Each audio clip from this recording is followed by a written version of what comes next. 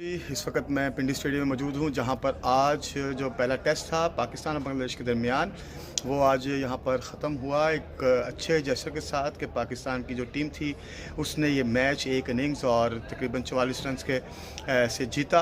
और ये जीतना ना सिर्फ इसके लिए अहम था बल्कि होम सीरीज़ थी, होम क्राउड था, होम ग्राउंड, होम कंडीशन में पाकिस्तान के जो हमारे प्लेयर्स थे, ख़ासतौर पर नसीम शाह जिसने बहुत अच्छा परफॉर्म किया। उन्होंने एक रिकॉर्ड बनाया कि कम उम्र तरीन जो टेस्ट में एक जो हैट्रिक करने वाले खिलाड़ी बने।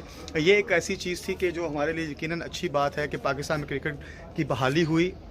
एक तो दूसरा ये है कि पाकिस्तान के जो ग्राउंड्स हैं वो काफ़ी जिसे कहते हैं सजना शुरू हो गए हैं। आगे पीएसएल भी आ रहा है।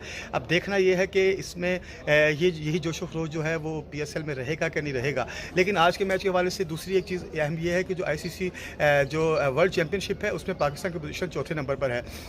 पाकिस्तान पहले भी इसी पोजीशन पर था, लेकिन अब इसकी पोजीशन इसलिए मुस्तहकम हो गई है कि आज के मिलने वाले जो पॉइंट्स हैं जो कि इंटरनेशनल क्रिकेट काउंसिल ने टेस्ट मैचेस को, टेस्ट सीरीज़ को दिलचस्प बनाने के लिए सिलसिला कार बनाया है कि उसमें पॉइंट्स रखे हैं, उसके बाद उसका फैसला होगा।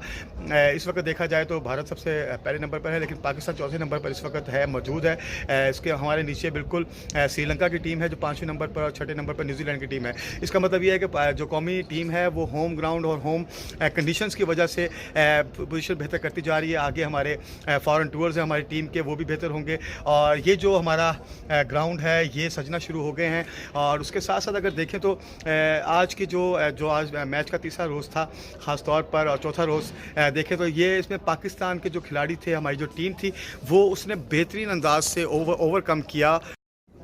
और सबसे मज़े का चीज़ जो अगर हम देखें तो यहाँ पर हमारी ग्राउंड का सजना ख़ास तौर पर, और यहाँ पर जो परफॉर्मेंस रही हमारे बैट्समैन की, अभी जो मोमिनुल हक हैं बांग्लादेश टीम के कप्तान, उन्होंने यही कहा कि पाकिस्तान और जो बांग्लादेश की टीम में फ़र्क सिर्फ और सिर्फ ये था कि दोनों जो टीमें थीं उनमें बैटिंग का फ़र्क था। लेकिन बॉलिंग में भी अगर देखा जाए तो बॉलिंग में पाकिस्तान ने वो अच्छा किया, और बल्कि चारों रोज़ जो सुबह के स्पेल थे उसमें पाकिस्तान के जो बॉलर्स थे उन्होंने अच्छा परफॉर्म किया। इसी तरह बांग्लादेशी बॉलर्स ने भी सुबह के स्पेल्स में अच्छा काम किया, क्योंकि यहाँ की जो कंडीशंस थी उसमें जो फास्ट बॉलर थे उनको पहले स्पेल में जो पिच थी उनको फ़ायदा दे रही थी। वही फ़ायदा जो है दोनों टीमों ने उठाया, लेकिन पाकिस्तानी खिलाड़ियों ने इसको ज़्यादा बेहतर अंदाज से उठाया। लेकिन अगर देखा जाए तो नसीम की जो हैट्रिक है वो पहले स्पेल की नहीं है, वो थर्ड स्पेल की है लंच के बाद की। तो उस लिहाज से भी काफ़ी ये कहा जाए कि हमारे खिलाड़ी किसी जो उन्होंने होम कंडीशन का फ़ायदा उठाया और एक इनिंग से ये मैच जीता। और ये अब अगर देखा जाए तो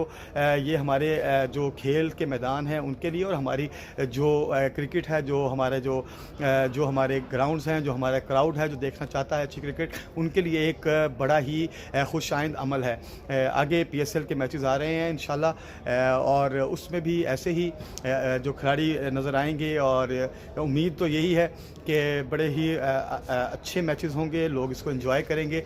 और इसको जो ये पूरा एक महीना गुजर रहा है इसमें मुख्तलिफ शहरों में मैचेस हो रहे हैं। इंशाल्लाह जहाँ जहाँ भी हम गए इंशाल्लाह आपके साथ शेयर करेंगे।